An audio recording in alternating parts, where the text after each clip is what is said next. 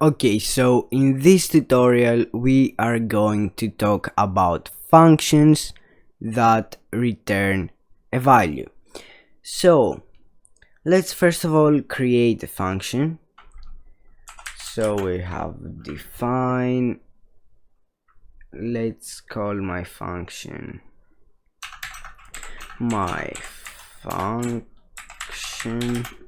and let's say that has two arguments x.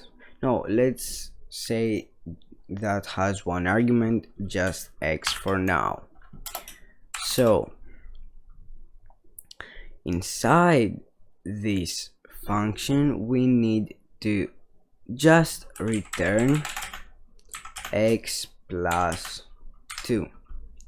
Okay, so sorry, x plus 2. So now let's create what this thing does is that it gets the x and it adds 2. You're going to see how the x can affect the program in just a little bit. So we need to create a variable. Let's call mine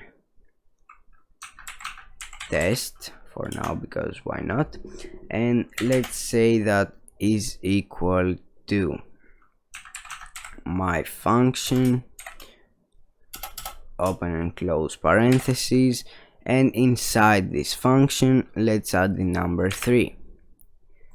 So what we did here is we define a function, my function, and it has the parameter x, and when we return the x plus 2, the x right now is not something, is not a number, is just a variable. So test is equal to my function 3.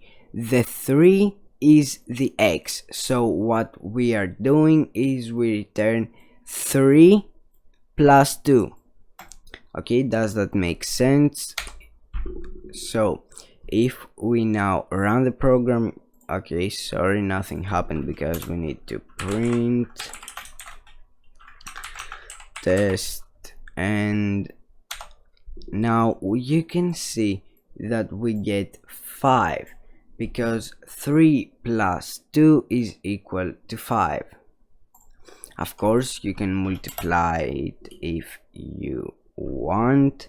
So to multiply you need to use the star, and f5 6 because 3 times 3 is equal to